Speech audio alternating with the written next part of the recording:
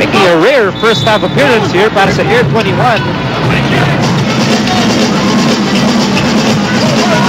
Replacing Irvin Soto.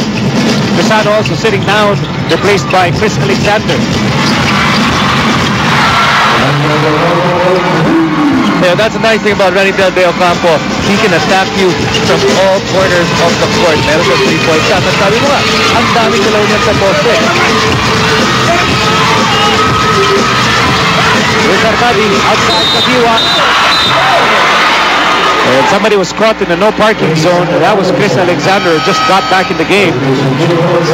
So, apat ang lamang dito ng Ginebra, 28-24 as Junti Valenzuela re-enters the game. Here's a TM3 from Ranirel De Ocampo. At sa inyo ng bagong KF Discarte SIM. 30 pesos lang, may bagong diskarte ka na.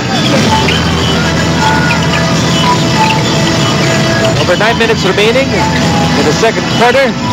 Here's Arwin Santos, 10 to shoot. Santos on the move. Santos skies and flips it in. Yes, sir!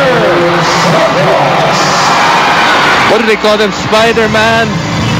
Lumambitin doon si Arwin Santos and really had to use every inch of his athletic ability because Barangay Ginebra was waiting for him at the paint. Still a 2-point lead for Ginebra. Here's Artadi. Artadi on the move. Outside. Junti Valenzuela. Open shot. And that's going to go against Stephen Thomas.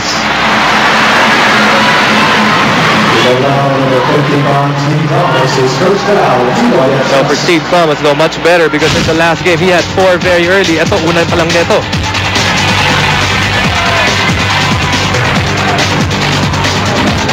Can you try and explain to me paano pektos na yun? Meantime, here's Big. And the foul is called by our Chief Justice tonight, Joey Kalungkagin. This will go against Gabby Espinas. Foul called downstairs. And look at the matchup right now of Air 21. It's Ranidel De Ocampo that's going to be guarding Mark Kagiwa. So they're going to go to Eric Mek because they feel he has enough bulk to post up Gabby Espinas. Junti Valenzuela. Mek. Two Express players fighting. And a whistle is blown. But that's going to be an advantage Barangay Ginebra because although Gabby Espinas is athletic, he doesn't have enough weight to push out Eric Beck.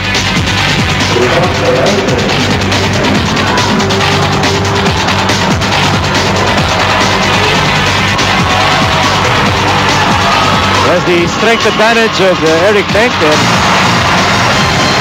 As we swing back to live action, he makes the first free throw. Eric Link enjoying a fine comeback here. Been hobbled with injuries in the past. Much better finals compared to his elimination and quarterfinals. Only averaging 5.5. His 10.5 still very low compared to what he's used to. But at least doubling what he did in the elim. Here's Valenzuela. Artadi. And it's going to be a flagrant here. A flagrant foul against Winnie Arboleda. Well, bigla na lang lagapak itong si Paul Artadi. And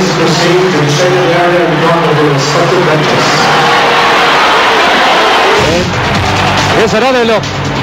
Definitely traveled, but right there, Winnie Arboleda getting him in the face. That's a definite flagrant right there, but got away with a walk. Took about 4 steps before he went for that, but right there, kitang-kita.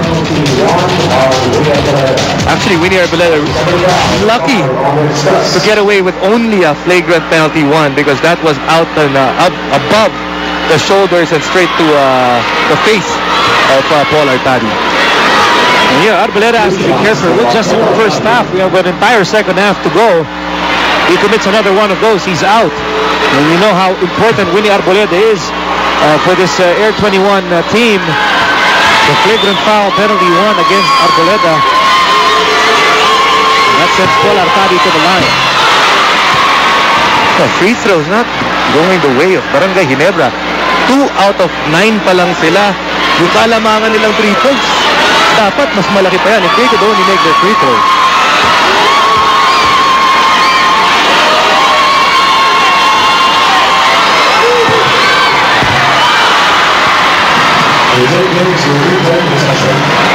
Actually, shooting of Barangay Ginebra really soured.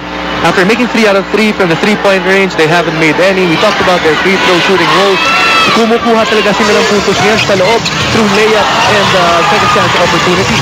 Here's Kagiwa. Not good enough. Excellent defense by Arwin Santos. Manuel de Ocampo. Here's Arwin Santos for 3. Yes, sir! 11 points for Arwin Santos. That's a PM press. And we're tied at 29. Not the best of shots, but if you make it, it's not a bad shot. Under 8 minutes to go in the second quarter. Here's Kagiwa. Kagiwa fires. Here's another second chance opportunity for Ginebra. A third chance opportunity here. Outside, Jundy Valenzuela. Over to Eric Meng over Thomas. And Nico, it's all about offensive rebounds. Gabby Espinas cannot handle Eric Meng. That's the second time he got an offensive rebound. You look at second chance points. 12 na sa Barangay Ginebra, 2 lamang para sa Air 21. Bola na kay Ranadel de Ocampo. Set to shoot for Air 21. They're down by 2. Arwin Santos fires. Ends up with Thomas. 4 to shoot. 3 to shoot. Arboleda. No go.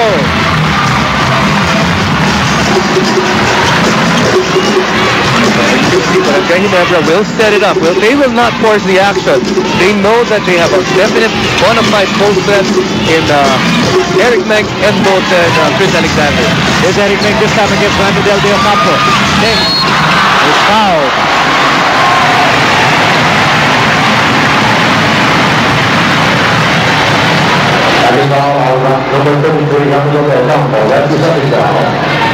You know, they talk about all these different sets in getting to your offense.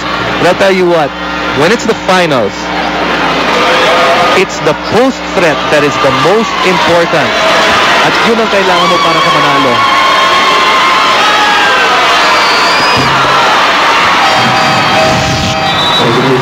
For Major Payne, he has made major gains, especially here in the finals. Well, his numbers in the conference were major pains. That's what it was. But nung finals naman, nagkaroon na naging painful na sa kalaban naman. Right.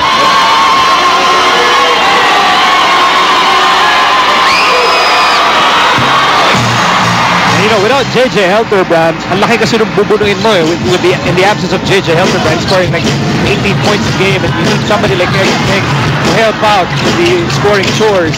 Meantime, here's Arwin Santos. Thomas has the ball, spins, and he makes the basket plus the foul.